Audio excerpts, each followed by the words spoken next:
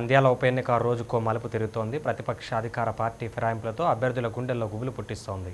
ఈ నేపథ్యంలో రాయలసీమ పరిరక్షణ సమితి తనదైన శైలిలో ప్రచారం నిర్వహిస్తున్న బైరెడ్డితో మా ప్రతినిధి Hussain face to face. Nandyal ఉప ఎన్నికల ప్రచార జోరు రాజకీయ జాతరను తెలిపిస్తుంది. ప్రధానంగా అధికార ప్రతిపక్ష పార్టీల యొక్క సభలతో మొత్తం నంద్యాల ఎన్నికల ప్రచారం హోరెత్తింది. ఈ నేపథ్యంలో ఈ ఎన్నికల అభివృద్ధి ధ్యేయంగా అధికార పక్షం అభివృద్ధి జరగలేదనేది ఇక్కడ ఉన్నటువంటి ప్రతిపక్షం ఆరోపిస్తూ ఈ ఎన్నికల బరిలో నిలబడినటువంటి నేపథ్యంలో మనతో ఇక్కడ ఈ ఉప ఎన్నికల్లో ఆర్పీఎస్ రాయలసీమ పరిరక్షణ సమితి పార్టీ నుంచి ఎన్నికల బరిలో నిలిచారు. సార్, ప్రధానంగా చెప్పండి, ఈ నంద్యాల ఉప ఎన్నిక అభివృద్ధి కోసమే జరుగుతుందనేసి అధికార పక్షం అంటుంది, మీరేమంటారు? అభివృద్ధి ఇప్పుడు మతికొచ్చిందా? ఏమయ్యా, ఆయన ముఖ్యమంత్రిగా మూడోసారి చంద్రబాబు నాయుడు కొత్త పెళ్లి కొడుకు కాదా, కొత్తగా రాలే, 3 సార్లు అయిపోయింది. ఇంకా మూడో టర్మ్ కూడా ఎండ్ కాబోతుంది. ఇప్పుడు మతికొచ్చిందా నంద్యాల? ఏం అభివృద్ధి అయ్యా ఇది? అరే, అభివృద్ధి అని మాట్లాడుతున్నారే, మీ హయాంలో కదా చక్కెర ఫ్యాక్టరీ క్లోజ్ అయింది, మీ హయాంలో కదా స్పిన్నింగ్ మిల్లు మూతపడింది, మీ హయాంలో కదా తుంగభద్ర జలాలు రాకుండా నిలిచిపోయింది, మీ హయాంలో కదా ఆర్డీఎస్ దగ్గర నీళ్లు మొత్తం తూములు మూసేసి కేసీ కాలువ నీళ్లు నంద్యాలకు రాకుండా అయిపోయింది. ఈరోజు మీ హయాంలోనే నీళ్లు తాగేందుకు కూడా లేకుండా చేశారు మీరు నంద్యాలకు పోయిన సంవత్సరం. ఇవన్నీ కూడా జరిగినది నష్టం కాదా? ఈరోజు వచ్చిందే మీకు అభివృద్ధి అని చెప్పినది.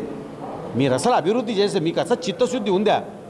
కేవలం పోలింగు 23వ తేదీ 5 గంటలకు ముగుస్తుందయ్యా. 5 గంటలకంతా వీళ్ళు చెప్పిన వాగ్దానాలన్నీ కూడా బుట్ట తాకలాలు అవుతాయి.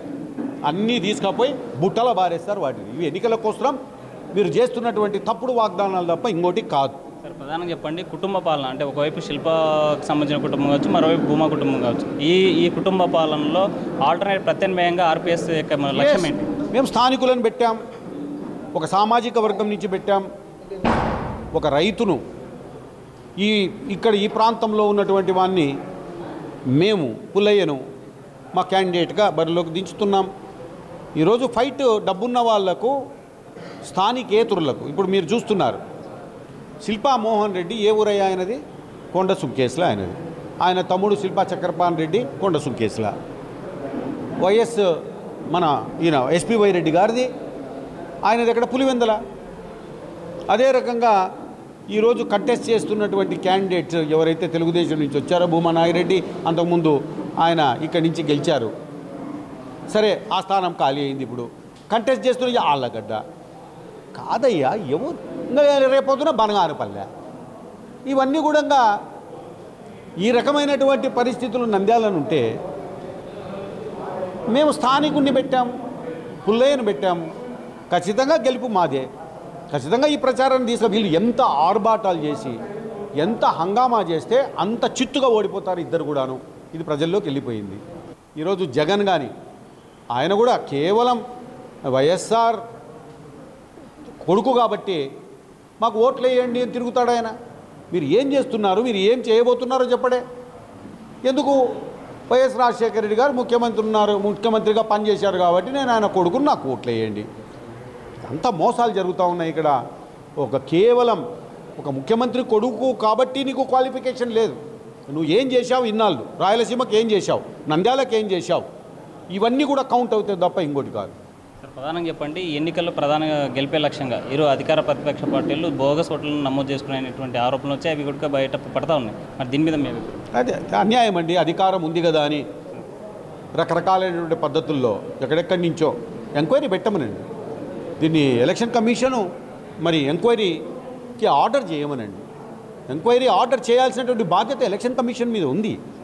ఎవరెవరు నమోదైనారు, వాళ్ళు ఎక్కడ ఇంతకుముందు ఓటర్లు, వాళ్ళు ఎందుకు నమోదైనారు, ఇక్కడ అసలు ఇండ్లు కూడా లేవు, అడ్రస్సులు లేవు, తప్పుడు అడ్రస్సులు ఇవ్వడం, ఉన్న అడ్రస్ల మీదనే వాళ్ళు నమోదు కావడం, ఇవన్నీ చాలా దారుణమైనటువంటి విషయాలు. దీని మీద ఎంక్వైరీ చేయాలి.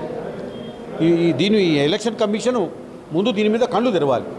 సార్, ప్రధానంగా నంద్యాలలో అధికార పార్టీ కావచ్చు, ప్రతిపక్ష పార్టీ ఉదయం ఒక పార్టీ, మధ్యాహ్నం ఇంకో పార్టీలో మారుతాం, పార్టీ ఫిరాయింపులతో ఇది చేస్తున్నారు. అంటే ఒకవైపు అధికార పక్షం కూడా ఇక్కడ ఉన్నటువంటి భయభ్రాంతులకు గురి చేసేటువంటి వాతావరణం కల్పిస్తుందనే ఆరోపణలు ఉన్నాయి. మీరు ముమ్మాటికి నేను మొదటి నుంచి చెప్తున్నాను. ఈరోజు ఇక్కడ వచ్చి మంత్రులు కూర్చొని ఎంపీలు అంత మొత్తం యంత్రాంగం అంతా కూర్చొని ఏం చేస్తున్నారు వీళ్ళు? వాడిని పట్టుకపోయేది ఎవరినంటే వాడిని పట్టుకపోయేది, కండువా వేసేది, వాడు ఏరియా మా పార్టీలో అనేది అంత పెద్ద డ్రామా జరుగుతూ ఉంది ఇక్కడ. వీళ్ళంతే ఎవరినో పట్టుకొచ్చేది, వాని పెండ్లాం కూడా ఓటేయదు, వాడిని చేర్చుకున్న పెండ్లాము వాని పెండ్లాం కూడా వేరే పార్టీకి వేస్తుంది. అటువంటిది వాడిని తీసుకొచ్చేది చేరే అని సపోర్ట్లు కొట్టేది. ఆడ చంద్రబాబు నాయుడుకు ఫోన్ చేసి అమరావతికి భలే చేర్చి ఈరోజు బాబా మనదేంగా విజయం అనేది. వీళ్ళు జగన్కు ఫోన్ చేసి అబ్బాబా వాడు వచ్చా ఇంకేముంది అయిపోయా మన మోహన్ రెడ్డి గెలుస్తాడని వీణ ఫోన్ చేసేది. ఎవడే వాళ్ళ పెండ్లాలు కూడా ఓటేయరు వాళ్ళ ఇంట్లో. సరే, ప్రధానంగా చెప్పండి, మీ ఎన్నికల ప్రచారంలో మీ అజెండా ఏంటి? మా అజెండా ఒకటే బ్రదర్, రాయలసీమలో నంద్యాల ప్రజలకు న్యాయం జరగాలి, నంద్యాల ఓటర్లకు న్యాయం జరగాలి. నంద్యాల బాగా ఈరోజు ఇంతకుముందున్న నంద్యాల కాదు, ఇది వైభవోపేతంగా ఉన్న నంద్యాల ఈరోజు నాశనం అయిపోయింది. చుట్టూ తోటలు, చుట్టూ కూడాను నీళ్లు బారుతూ ఉన్నటువంటి నంద్యాల ఈరోజు కరువు నంద్యాలగా మారిపోయింది. ఇది ప్రధానంగా ఈ ఉప ఎన్నికల్లో అధికార ప్రతిపక్ష పార్టీలు మరి గెలిపే ధ్యేయంగా చేస్తున్నట్టు నేపథ్యంలోనే రాయలసీమ అభివృద్ధి లక్ష్యంతో ఎన్నికల ప్రచారాన్ని ఆర్పేసి కొనసాగుతుంది. ఈ నేపథ్యంలో తమ గెలుపు ఖాయమనేసి బైరెడ్డి గారు తెలియజేస్తున్నారు. కెమెరా పర్సన్ స్నేహంతో హుస్సేన్, 99 టీవీ, కర్నూలు జిల్లా. For more updates, please subscribe 99 TV Telugu.